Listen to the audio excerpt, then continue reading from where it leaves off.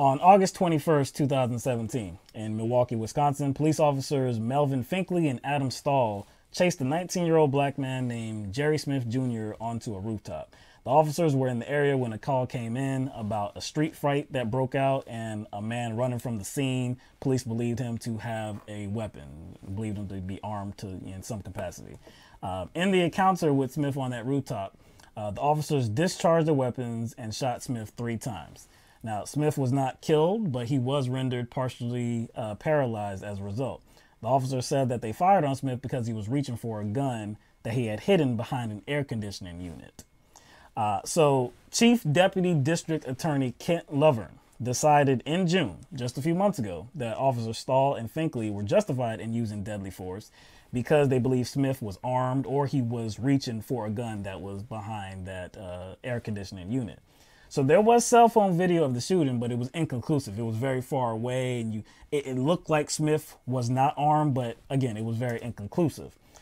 There was also other footage. It was body cam footage from the officers, but for some reason, law enforcement did not make that publicly available. Now we know why. I like how you say for some reason. Yeah, for some reason, some strange reason, they didn't release it. But again, now we know why. So it was only after a lawsuit filed by Jerry Smith Jr. was filed, and it was required. Well, it required law enforcement to turn over that video, and it was made public. And again, now we know why they were trying to hide it. So this is reporting from David Schumann of CBS 58 in Milwaukee. He doesn't have a gun in his hand, but he was hiding behind an AC unit. After a chase, Jerry Smith Jr. found himself on a rooftop with at least 4 Milwaukee police officers. He wasn't behind an air conditioning unit like one officer said. Then, the fateful moments that changed Jerry's life. Now, turn around! Turn around!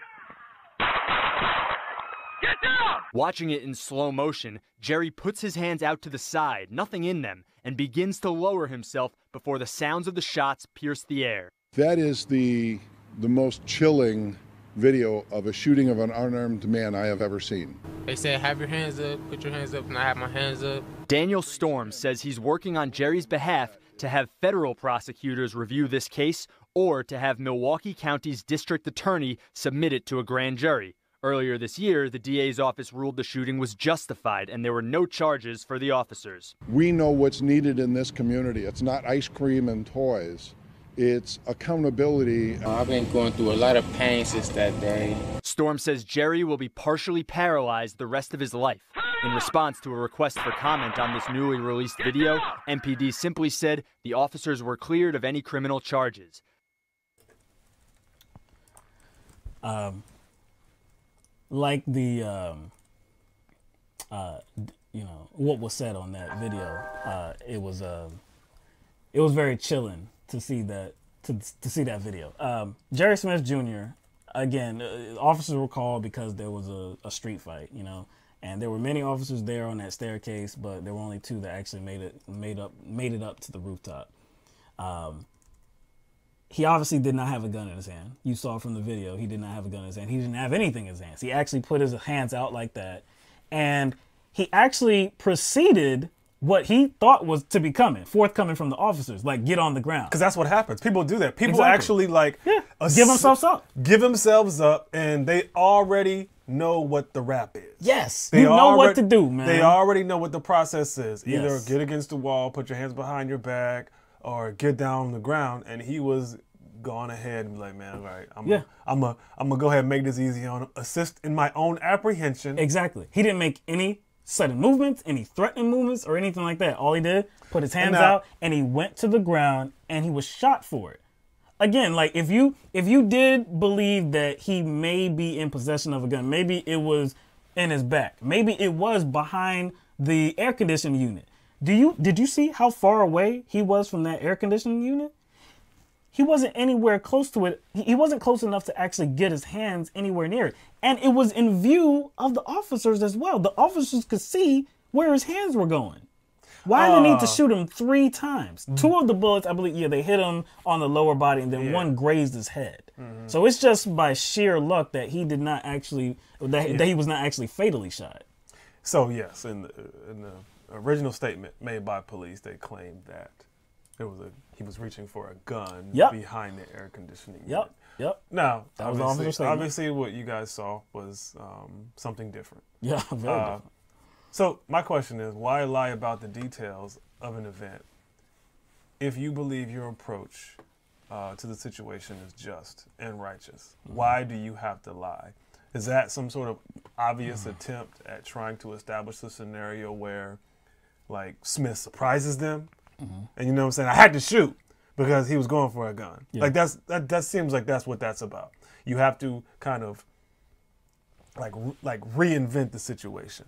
You know what I'm saying? To fit that I fear for my life kind of, explanation. But what did we hear the cops say when they were coming up to the roof?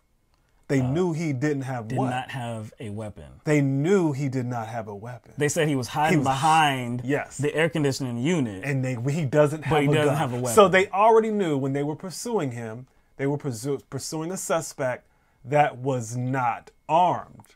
So this explanation that came afterwards in justification of them shooting him, it doesn't make sense. Not only is it a lie, it doesn't make sense. What if Jerry Smith Jr. had ran towards the air conditioning unit and you couldn't see him anymore, and they shot? I still would say it was premature for them to shoot because, again, you still haven't you aren't perceiving like that your life is in jeopardy at that point. You could take cover. I mean, you could do something, but it still would have been a premature shooting. He didn't even do that. He gave himself up. He put his hands to his side, went down slowly, and he still got shot. And like I said, miraculously, he came away with his life. But to think that he's partially paralyzed, permanently partially paralyzed, is the actions of these officers are unconscionable. And the DA, I'm glad you mentioned that. District Attorney Kent Lovern, said that no criminal charges are going to be filed against these two. Now, they covered up the tape. Because that's what I'm going to call it. For over a year, they didn't release it. And there's good reason why they didn't, because they didn't want anybody to see that. So it's only because the lawsuit was filed is why we are seeing it. So, if there was nothing that indicates that the officers engaged in reckless behavior and a bad shoot, then you would have released it, let the public make that determination. But you didn't do that. You wanted to hide it. And to actually state by seeing that video that these officers should not be held criminally responsible when that is probably one of the most disgusting shootings I've seen from a police officer. Time and time again, we see cops are behaving like, this is going to blow your mind, humans.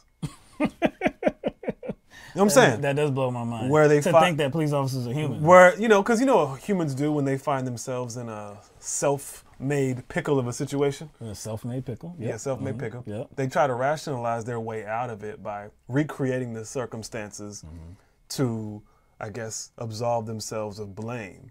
You see what I'm saying? That's what humans do, and cops are. Oh my gosh.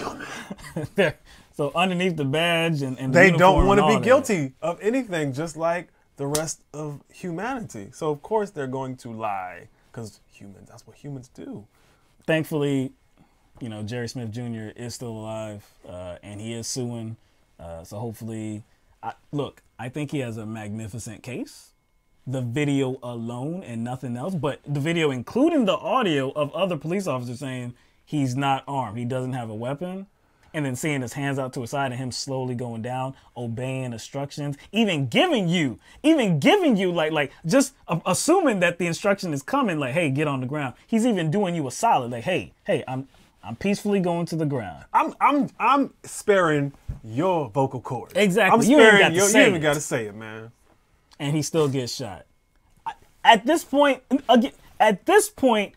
what is the correct manner in which you're supposed to respond to police officers giving you orders? At this point, what do you have to do to not get shot as a black man? How much time we got? No, how much time we got?